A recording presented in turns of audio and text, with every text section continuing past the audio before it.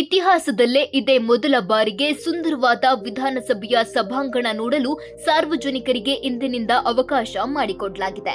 ಪ್ರವಾಸೋದ್ಯಮ ಇಲಾಖೆ, ಸಿಬ್ಬಂದಿ ಹಾಗೂ ಆಡಳಿತ ಸುಧಾರಣಾ ಇಲಾಖೆಯಿಂದ ವಿಧಾನಸೌಧ ಗೈಡೆಡ್ ಟೂರ್ಗೆ ಚಾಲನೆ ನೀಡಲಾಗಿದೆ. ವಿಧಾನಸೌಧ ಗೈಡೆಡ್ ಟೂರ್ ಇಂದು ಬೆಳಗ್ಗೆ 9 ಗಂಟೆಯಿಂದ ಪ್ರಾರಂಭವಾಗಲಿದ್ದು 15 ವರ್ಷ ಕೆಳಗಿನ ಮಕ್ಕಳಿಗೆ ಉಚಿತ ಪ್ರವೇಶ ಇತ್ತು. ಪ್ರವಾಸೋದ್ಯಮ ಇಲಾಖೆಯಿಂದ ಟೂರ್ಗೆ ಅವಕಾಶ ನೀಡಲಾಗಿದ್ದು ಪ್ರವೇಶ ಶುಲ್ಕ ನೀಡಿ ವಿಧಾನಸೌಧ ನೋಡಬಹುದು. ಒಂದು ಬಾರಿಗೆ 30 ಜನರ ತಂಡವನ್ನ ಕರೆದೊಯ್ಯಲಾಗುತ್ತದೆ. ಒಂದು ಗ್ರೂಪ್ಗೆ 90 ರಿಂದ 120 ನಿಮಿಷಗಳ ಪ್ರವಾಸ ಇರುತ್ತೆ. ಒಂದು ದಿನಕ್ಕೆ 300 ಜನರಿಗೆ ಮಾತ್ರ ಅವಕಾಶ ನೀಡಲಾಗಿದೆ. ನೀವು ಆನ್ಲೈನ್ನಲ್ಲಿ ಟಿಕೆಟ್ ಬುಕ್ ಮಾಡಿಕೊಳ್ಳಬೇಕು. 15 ವರ್ಷಕ್ಕಿಂತ ಕೆಳಗಿನ ಮಕ್ಕಳಿಗೆ ಉಚಿತ ಪ್ರವೇಶ ಇರುತ್ತೆ. ವಯಸ್ಕರಿಗೆ 50 ರೂಪಾಯಿ, 16 ವರ್ಷ ಮೇಲ್ಪಟ್ಟವರಿಗೆ 50 ರೂಪಾಯಿ ಶುಲ್ಕ ಇರುತ್ತೆ.